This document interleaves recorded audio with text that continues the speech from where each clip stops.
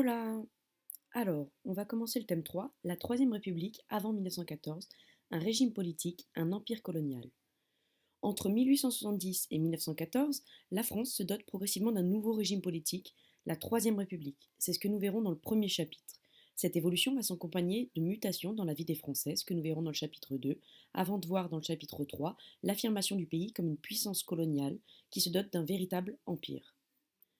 La Troisième République met donc en avant, dans un premier temps, une république plutôt conservatrice, une république par défaut qui remplace tout simplement l'Empire, avant d'être véritablement installée et de devenir de plus en plus radicale. L'empereur Napoléon III est capturé par les Prussiens le 2 septembre 1870, après la défaite de Sedan, le 1er septembre 1870.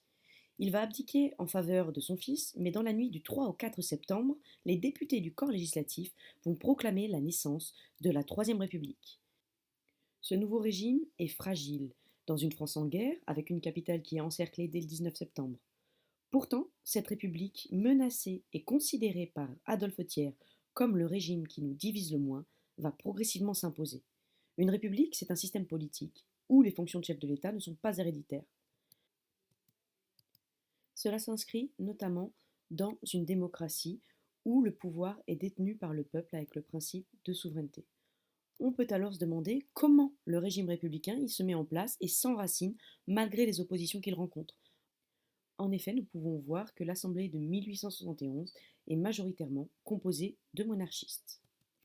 Ce qui nous emmène dans notre première partie à la mise en place du projet républicain de 1870 à 1879, où on va essayer de comprendre comment et dans quel contexte la République s'affirme-t-elle, avec dans une première partie l'importance de la guerre franco-prussienne. Tout commence avec l'épisode de la dépêche d'Ems. Donc en fait, c'est Bismarck qui va envoyer un télégramme officiel qui va retranscrire un dialogue entre le roi de Prusse et l'ambassadeur de France à Berlin. En gros, c'est simplement une sorte de quiproquo diplomatique où Bismarck va jouer sur des petites tensions qui existent entre les deux pays. En réaction, la France va déclarer la guerre à la Prusse avec l'appui des États allemands du Sud. Cependant, à la suite de la défaite de Sedan le 1er septembre 1870, Napoléon va être obligé de capituler et il est fait prisonnier, comme nous l'avons vu. À Paris, le 4 septembre 1870, la chute du Second Empire permet la formation d'un gouvernement provisoire de la défense nationale derrière deux grands républicains, Léon Gambetta et Jules Ferry. Léon Gambetta déclare même que Louis-Napoléon Bonaparte et sa dynastie ont à jamais cessé de régner sur la France. L'Assemblée nationale est alors majoritairement monarchiste et favorable à la paix. Elle va porter au pouvoir Adolphe Thiers, donc député monarchiste. Pour lui, on le voit sur cette image, que la monarchie est normalement le meilleur des régimes. En parallèle, cette guerre franco-allemande va permettre la proclamation de l'Empire allemand à Versailles, donc c'est la fin de la Prusse. Dans le même temps, un armistice est signé entre la France et cet empire allemand. Mais à Paris, un soulèvement populaire apparaît. C'est le début de la guerre civile, que l'on appellera la Commune de Paris. Cette commune, elle est en somme en réaction à la défaite française et au fait que le gouvernement français souhaite retirer les canons de la ville de Paris. Ce soulèvement populaire va être réprimé par Adolphe Thiers, une nouvelle fois, qui va envoyer un nouvel homme politique, le maréchal MacMahon, éradiquer et étouffer l'ensemble de ce mouvement. La France, quant à elle, va payer d'importantes indemnités de guerre et va perdre l'Alsace-Lorraine. Vous avez ici à gauche la déclaration de Bismarck: Strasbourg, à partir d'aujourd'hui, sera et restera une ville allemande, ainsi que sur la droite, nous voyons la déclaration des députés alsaciens et lorrains qui nous déclarons encore une nouvelle fois nul et non avenu, un pacte qui dispose de nous sans notre consentement. En somme, la France perd un territoire et paye une lourde indemnité. La France est donc fragilisée territorialement, économiquement, politiquement, et elle est aussi fortement endeuillée par les différents combats. Les combats sont aussi internes au pays, comme nous l'avons vu avec la Commune de Paris. Cette Commune de Paris éclate durant l'année terrible. C'est ainsi que Victor Hugo appelle les 12 mois entre juillet 1870 et juillet 1871. Tout le nord-est de la France est envahi par la Prusse et les autres États allemands, alors que Paris est assiégé. Napoléon, quant à lui, il a perdu la guerre, et l'armistice très sévère ne plaît pas à la population, qui se scinde alors en deux. D'un côté, les Versaillais, donc les royalistes qui sont partisans de la paix avec la Prusse, qui vont gagner les élections de février 1871 et porter Adolphe Thiers au pouvoir, et les communards. Donc en mars 71, Thiers va vouloir retirer les canons qui ont servi à défendre la ville de Paris. Les socialistes parisiens vont refuser, s'emparer de l'hôtel de ville et déclarent la commune dans tous les quartiers de la ville. Ils veulent que leur mouvement s'étende dans l'ensemble du pays, mais ils vont se retrouver très rapidement isolés et encerclés. Donc là, c'est ce que nous avons vu avec la Semaine sanglante, dont vous avez une illustration et une petite citation d'Adolphe Thiers. Il y aura quelques maisons de trouées, quelques personnes de tuées, mais force restera à la loi. La commune, elle avait une politique qui était laïque, elle permet l'émancipation des femmes qui jouent un rôle de plus en plus important, notamment des femmes comme Louise Michel, que vous aurez le plaisir d'étudier en point de passage obligatoire. C'est une institutrice qui s'établit à Paris vers 1856 et qui va aider les pauvres. La répression de MacMahon, qui va éradiquer cette insurrection parisienne durant la semaine sanglante, va montrer des combats qui font rage. Louise Michel combat aux côtés des communards. Les troupes de la commune vont tomber le 28 mai 1871 au cimetière du Père-Lachaise. La répression qui suit est très dure. Il y a plus de 20 000 morts, 38 000 arrestations et plus de 7 000 déportations. Louise Michel, quant à elle, est envoyée au bagne en Nouvelle-Calédonie en 1873. Il y a des lois d'amnistie qui vont être mises en place de 1879 à 1880 qui permettent aux déportés et exilés de rentrer en France. Les prisonniers sont quant à eux libérés. Louise Michel, elle va alors reprendre un engagement politique jusqu'à sa mort en 1905. Ça pourrait laisser penser que l'on arrive vers notre baie et donc le triomphe de la République. Il y a différents personnages qui sont importants. Le premier, nous l'avons vu, c'est Adolphe Thiers. Adolphe Thiers, c'est notre conservateur. Mais pour autant, il ne veut pas le rétablissement d'une monarchie. De ce fait, il va devoir démissionner le 24 mai 1873 et ça va être le maréchal, cette fois-ci, MacMahon, qui va prendre sa place. Ce dernier est royaliste. Cependant, les royalistes sont divisés. En effet, ils hésitent entre une monarchie absolue, une monarchie parlementaire, et entre quelle lignée doit régner, soit celle de Charles X, donc celui de la Restauration, soit celle de Louis-Philippe, donc celui de la monarchie de Juillet, qui serait un petit peu plus mesuré. Sur cette caricature, on peut voir MacMahon sur la gauche, avec un brave soldat qui n'a pas osé redire j'y suis, j'y reste. C'est quelque chose qu'il aurait dit dans le passé. Et en fait, cette fois-ci, il doit se soumettre au résultat de l'élection. C'est ce qui est dit dans la petite bouche ici, se soumettre ou se démettre.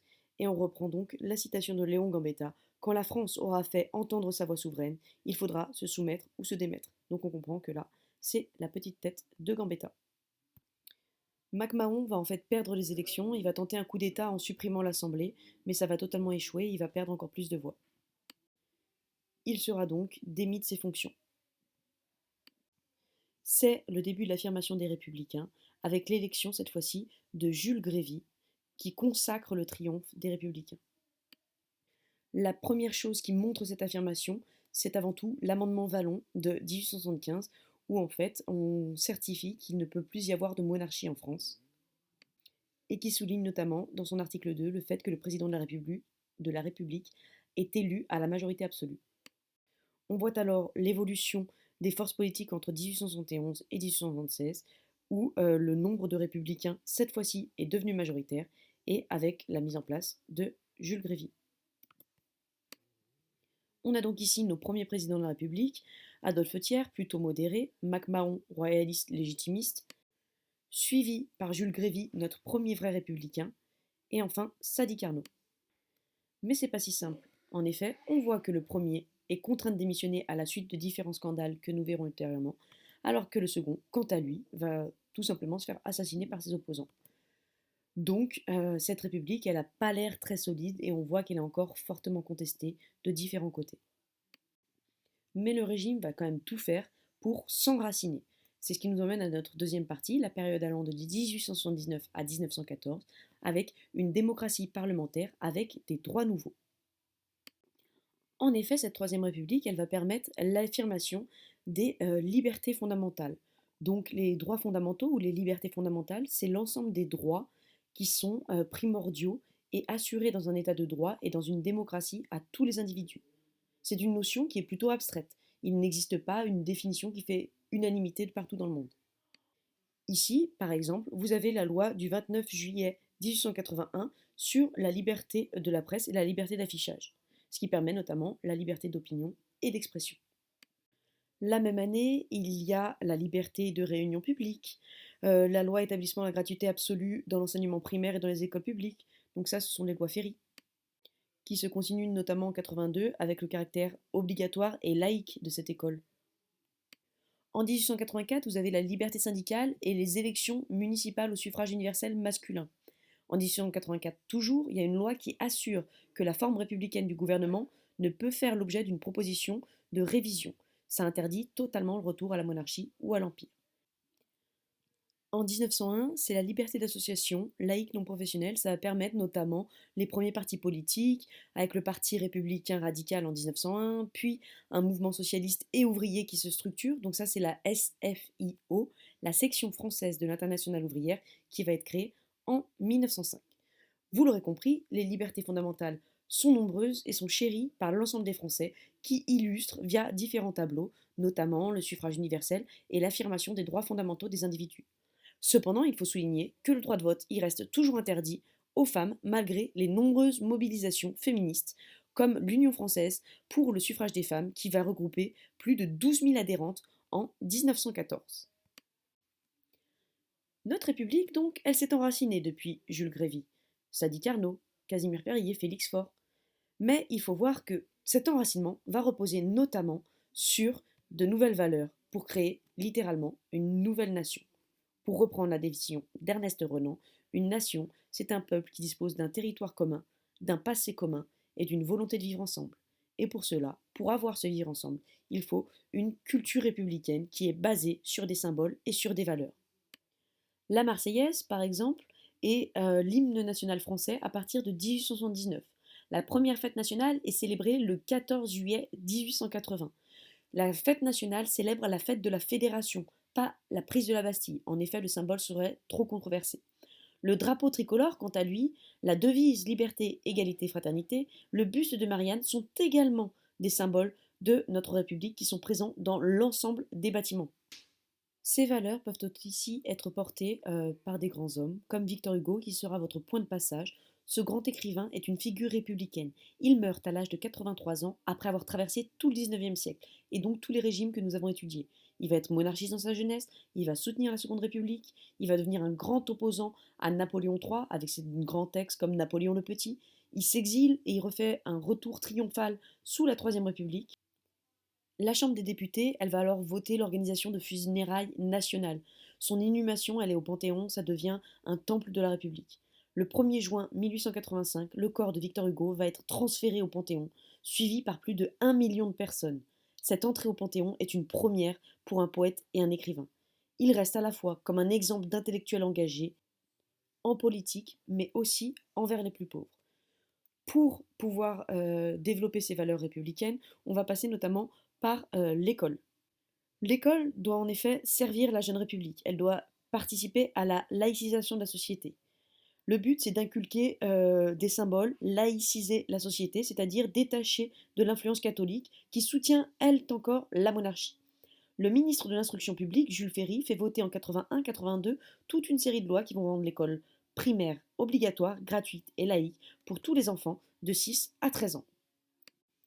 Les programmes scolaires ont pour but de construire les petits citoyens français. Ils sont centrés sur les sciences, la géographie, la langue, l'histoire. Les instituteurs ont dit que ce sont de véritables hussards noirs de la République, c'est-à-dire des gens qui vont se battre pour les valeurs de la République, devant former les citoyens français. Les ennemis de cette République, ce seraient la religion et les Allemands.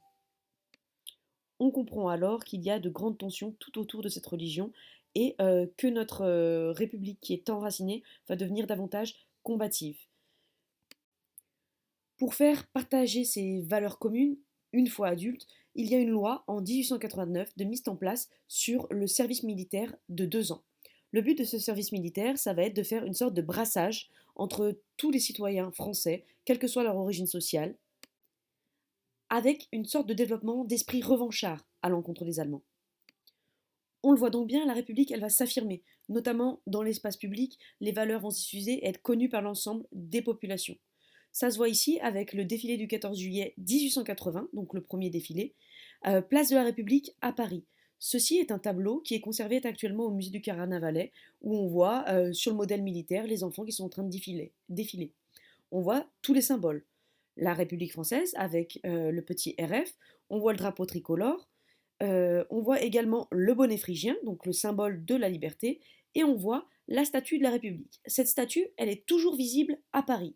Donc la statue de la République permet les fondements d'une conscience nationale unitaire et l'acquisition de références collectives. Le but de la mise en place de cette sculpture, ça va être d'instaurer et de rendre visible dans l'espace public l'ensemble de nos valeurs et l'ensemble des événements qui ont permis de créer notre nation. On le voit notamment en regardant tout le tour de notre République triomphante avec la liberté, l'égalité ainsi que la fraternité, donc notre devise. On le voit aussi par cette République qui est plutôt costaude, qui porte un bonnet phrygien, une couronne de laurier qui symbolise le fait qu'elle soit triomphante, un rameau d'olivier dans la main droite ce qui montre la paix, et on voit surtout que pour une femme, elle est plutôt tankée, ce qui veut dire que la République est très forte. Le lion, quant à lui, va symboliser le suffrage universel, qui montre que l'on est bien dans une démocratie. Donc Demos, Kratos, le peuple dispose du pouvoir. Et tout autour, on voit que cette république n'est pas née de rien du tout. Il y a des grands événements fondateurs, notamment l'abolition des privilèges, la proclamation de l'abolition de la royauté, l'abolition de l'esclavage, ou, cette fois-ci, la proclamation de la Troisième République. Cette république, elle a l'air donc de triompher, de s'affirmer, mais en fait, elle a quand même de nombreuses oppositions qui vont fragiliser le régime. Dans une première sous-partie, nous allons voir les mouvements opposés au régime républicain, l'antiparlementarisme et l'anarchisme. L'antiparlementarisme, en fait, c'est remettre en cause le fonctionnement parlementaire d'un régime. En fait, on s'oppose au régime qui est en place ou aux hommes qui font partie de ce régime. Cet antiparlementarisme, on voit qu'il est souvent porté par des mouvements d'extrême droite qui considèrent le régime parlementaire comme corrompu et inefficace. Il y a plusieurs scandales, notamment avec le général Boulanger, ici, que vous avez à l'image, qui va donner une fessée à la Chambre des députés qui est accusée de corruption. On a eu aussi Jules Grévy. Tout à l'heure, nous avons vu qu'il a été contraint de démissionner. En effet, en 87, lui, il y a le scandale des décorations, donc, dont la presse s'empare totalement, avec le fait que Jules Grévy aurait participé à une revente de décorations. C'est une sorte de petit trafic qui permet de s'enrichir fortement. En parallèle, donc du coup, on a notre crise boulangiste, alors que la France, elle va traverser une véritable crise économique. Le mouvement boulangiste, il va rassembler les mécontents de tout milieu, opposés à la Troisième République, des parlementaires, notamment des bonapartistes, des légitimistes. Il va proposer la candidature du général Boulanger, un temps ministre de la guerre, aux élections législatives partielles. Les boulangistes, ils veulent un pouvoir exécutif fort et ils veulent la guerre contre l'Allemagne. Face à la crainte d'un coup d'État, les républicains vont faire face et vont pousser le général Boulanger, notamment, à l'exil. En autre opposant, on a aussi les anarchistes. Oui, vous pouvez noter la qualité du montage vidéo. Donc, le mouvement anarchiste. En 1892, il y a le scandale de Panama qui éclate et qui va remettre en cause de nombreux députés républicains dans la faillite de la compagnie chargée de construire ce fameux canal. Face à la misère et aux inégalités sociales, les anarchistes ils vont se lancer dans des actions violentes. Les anarchistes, ils vont rejeter toute forme de domination de l'Église, de l'État, et ils vont donc s'attaquer totalement au pouvoir. Ça se voit notamment en 1893 avec Auguste Vaillant qui va lancer une bombe au beau milieu de la Chambre des députés en pleine séance. Mais ça va se voir également en 1894 quand l'anarchiste Caserio il va assassiner le président Sadi Carnot à Lyon.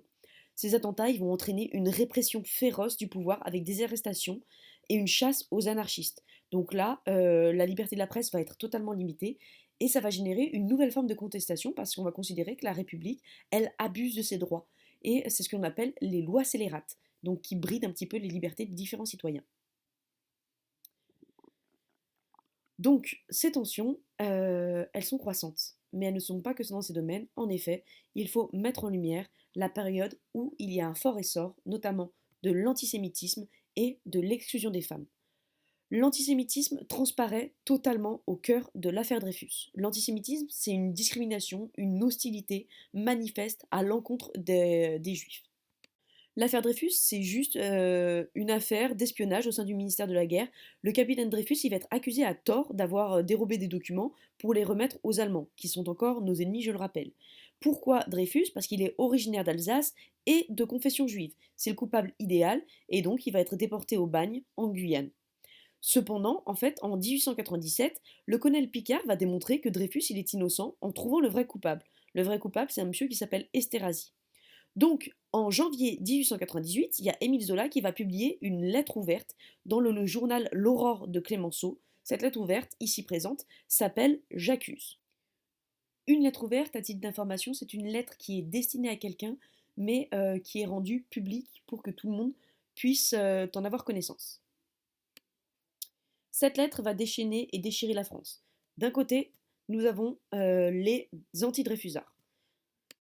Eux, ils sont persuadés de la culpabilité de Dreyfus et ils vont se déchaîner avec des caricatures comme celle que vous avez ici dans le journal La Libre Parole.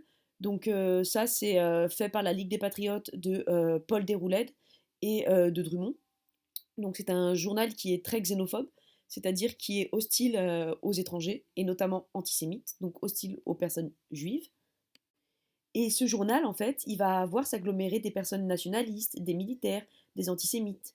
Il y a plusieurs groupements qui vont mettre en avant des grosses caricatures. Face aux anti-Dreyfusards, on va trouver des Dreyfusards qui eux défendent pardon, l'innocence de Dreyfus. Ils sont très présents notamment chez les socialistes et chez l'ensemble des partis de gauche. Ici, vous avez une représentation du dîner en famille. Donc c'est une caricature de Carandache qui montre les divisions de la société jusqu'au sein des familles, avec en petite légende ne parlons pas de la frère Dreyfus, donc c'est une famille lors d'un repas. Et en dessous, la seconde image, c'est ils en ont parlé et on voit que toute la famille est en train de se battre. Donc l'affaire Dreyfus va illustrer le fait que progressivement, il y a un rôle important des médias et de l'opinion publique dans les différentes tensions. Le développement de ces médias en France depuis la fin du XIXe siècle, c'est la conséquence de l'instauration d'un régime démocratique. La République assure la liberté d'opinion et d'expression. Les médias y contribuent juste à la prise de conscience de l'opinion et sa diffusion. Zola, quant à lui, va participer à l'exploitation de tout ça par les journaux avec la naissance de l'intellectuel. Donc il y a un véritable combat entre les différents médias qui se met en place. La photographie, l'image sont alors des outils essentiels. L'affaire Dreyfus a révélé donc l'importance de la contestation de la République et de ses principes. Par contre, son issue, le fait que Dreyfus soit réhabilité en 1906, montre une victoire de la République qui fait triompher le droit. Elle est devenue un moment clé de la conscience nationale et confirme les valeurs de la République. Mais on a encore des personnages qui sont exclus de cette fameuse République. Les femmes. C'est la phase où du coup on voit l'essor du féminisme. En 1880, Hubertine Auclair, que vous avez ici à l'image, est l'une des premières figures qui va refuser de s'acquitter de l'impôt sans droit de vote. En effet, elle explique qu'elle n'est pas considérée comme une citoyenne car elle n'a pas les mêmes droits que les citoyens et du coup, elle ne veut pas les mêmes devoirs, le devoir de payer l'impôt. Le féminisme, c'est un mouvement social qui a pour l'objet l'émancipation de la femme, l'extension de ses droits en vue d'égaliser son statut avec celui de l'homme. Hubertine Auclair va donc défendre ce droit pour les femmes dans son journal La Citoyenne qui est créé en 1881. Elle va s'appuyer sur les méthodes notamment des suffragettes britanniques, mais la situation des femmes va rester relativement la même jusqu'à la fin de la Première Guerre mondiale. Et ce, malgré la création en 1901, vous avez le petit logo en haut à droite du Conseil national des femmes françaises. Il y a peu de droits nouveaux qui sont acquis.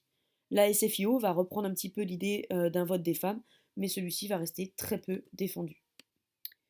Donc là, j'avais juste rajouté une petite citation d'Hubertine Auclair avec Je laisse aux hommes qui s'arrogent le privilège de gouverner, d'ordonner, de s'attribuer les budgets, le privilège de payer les impôts, qu'ils votent et qu'ils répartissent à leur gré. Avec la petite image sur le côté, le fait que les femmes veuillent voter et dénoncent tous les maux contemporains avec l'alcool, le taudis, la guerre. Les tensions sont donc nombreuses, mais une chose qui a mis en avant l'affaire Dreyfus, c'est l'importance de la religion à ce moment-là dans la société française. En effet, l'Église va être profondément anti-dreyfusarde car elle considère qu'il y a une influence juive qui est trop forte dans la société et donc il va y avoir une volonté de rompre entre les religions et l'État. Donc dans une dernière sous-partie, nous allons voir de la loi de séparation des Églises et de l'État à la marche vers la Première Guerre mondiale. Donc la laïcité, elle se fait en plusieurs grandes étapes. Elle a commencé déjà en 1789 avec la Déclaration des droits de l'homme et du citoyen, mais surtout avec les lois scolaires de Ferry. Donc Ferry a pour but de d'ôter l'influence de l'Église en fait sur les jeunes enfants, puisque c'était majoritairement les religieux qui faisaient l'éducation. La laïcité, ça implique tout simplement la neutralité de l'État entre tous les cultes, et donc la neutralité de la puissance publique par rapport aux religions. Elle garantit l'égalité de tous les citoyens devant la loi, quelle que soit leur appartenance religieuse ou leur absence d'appartenance religieuse. Donc on peut être croyant comme on peut être athée. La liberté de tous les cultes et l'indépendance de tous les clergés avec la séparation de l'État. Mais comment c'est possible et pourquoi il y a un renforcement? En fait, la loi de Jules Ferry de 1882, ça va tendre un petit peu les relations avec l'Église, qui est mécontente de perdre son influence, notamment sur la jeunesse. Ça va notamment accroître la xénophobie et l'antisémitisme. L'affaire Dreyfus, elle a permis à tous les partis de gauche de se structurer en bloc des gauches en amenant au gouvernement Pierre Valdec-Rousseau de 1899 à 1902, puis Émile Combes de 1902 à 1905. Les deux, ils sont anticléricaux et il s'oppose aux catholiques qui pardonnent toujours pas, donc les lois Ferry, et qui s'y retrouvent dans l'antiparlementarisme. Ceci va déboucher sur une montée en puissance des tensions jusqu'à cette tension, elle se voit notamment dans le journal de La Lanterne que vous avez ici en illustration. C'est un journal anticlérical de combat. Ça va regrouper plein de libres penseurs et ça va considérer véritablement l'Église comme un ennemi de la République, avec une diabolisation de cette Église par des caricatures qui sont très fortes. Ce point de passage sur la séparation des églises et de l'État, vous allez l'étudier plus intensément seul, mais il faudra bien que vous compreniez que cette laïcisation de la société montre le triomphe d'une conception pacifique de la séparation. Il n'y a pas de réelle volonté de supprimer cette Église, il y a une volonté d'essayer de concilier la religion et l'absence de religion. On voit cependant que, notamment par le document 3, avec les chiffres de l'école, le nombre d'écoles privées va fortement augmenter, notamment après la loi de 1905, parce que les religieux vont tenter de reprendre la main sur l'éducation des jeunes enfants. Alors que la loi de 1905, quant à elle, souligne, si on lit le document 3, le fait que la République ne reconnaît, ne salarie, ni ne subventionne aucun culte. Cette loi de 1905, elle est donc le fruit de la philosophie des Lumières qui montre l'importance du libre arbitre, les tensions autour de la question religieuse, le contexte de résurgence de l'anticléricalisme radical et avec des grosses tensions. On a donc envie de clarifier les relations entre l'État et les religions. Donc la liberté de culte, elle est inscrite dans la loi, on fait ce qu'on veut. Mais la République, elle subventionne aucun culte. Mais ça va provoquer des résistances, comme vous le voyez sur l'image ici.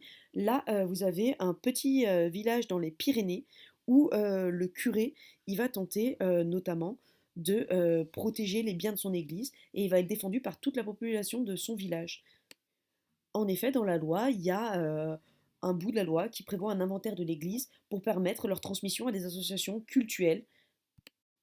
Une partie de la France, notamment catholique, y voit totalement une violation des droits des religieux. C'est ce qu'on appelle la crise des inventaires. On a donc vu les différentes tensions, que ce soit autour de l'antisémitisme, l'antiparlementarisme, la crise boulangiste. On a vu l'anarchisme, on a vu la place des femmes, le problème religieux. Mais dans le même temps, en fait, il faut aussi comprendre qu'il y a beaucoup d'autres tensions, notamment avec les problématiques autour de la question ouvrière. On est dans une phase où l'industrialisation, comme nous l'avons vu, est très importante. La question sociale et ouvrière, elle est donc au cœur des débats dans la précarité. C'est ce que l'on voit ici avec Clémenceau. Donc Clémenceau, il est président du Conseil, attention, c'est pas président de la République, hein, qui, lorsqu'il est élu, comme c'est un homme de gauche, laisse espérer de nombreux progrès. Donc on voit le début de son mandat et on voit la fin de son mandat où on voit qu'il s'est dénoncé comme une crise, son affiche est tout ensanglantée et ça sonne comme un semi-échec. En conclusion, en fait, on a vu que cette troisième république, c'est pas la première république. Dans un premier temps, on sait que la première république, elle est issue de la Révolution, mais qu'après ça bascule avec Napoléon Ier, le retour à un régime autoritaire et donc l'Empire, puis la Restauration, le besoin de s'adoucir un petit peu avec le retour à la monarchie de Juillet, puis la Seconde République qui échoue, c'est le Second Empire, défaite de Sedan, et paf, la Troisième République. Mais cette Troisième République, elle va naître dans la douleur et la guerre. En effet, il faut rappeler qu'elle naît de la défaite de Sedan, donc avec une certaine rancœur à l'encontre des... Un esprit revanchard qui est très fort, avec des tensions au sein de la Commune de Paris, avec une présence d'une majorité royaliste qui reste très importante, mais la Troisième République, elle va s'installer. Elle va créer une citoyenneté en associant la démocratie, la République et les valeurs françaises. Ces valeurs, via le suffrage universel, le parlementarisme, les grandes lois républicaines, vont être instaurées dans l'espace public par le biais de l'école et par ce partage d'une culture populaire. Cependant, il ne faut pas oublier que cette République, elle va être menacée dans la vie politique par les oppositions boulangistes, par l'anarchisme, par la xénophobie que l'on voit avec l'affaire Dreyfus, mais également dans la société avec les tensions. On a vu les femmes qui étaient totalement exclues, les ouvriers, mais aussi au niveau de la religion, avec les tensions autour de la loi de 1905. L'objectif du gouvernement est alors de rallier l'ensemble des populations à sa cause, avec les paysans, les ouvriers, les catholiques, et donc de faire une république qui s'affirme fortement autour de valeurs communes. On peut donc terminer avec la citation d'Ernest Renan: Une patrie, ça se compose des morts qui l'ont fondée, aussi bien que des vivants qui la continuent.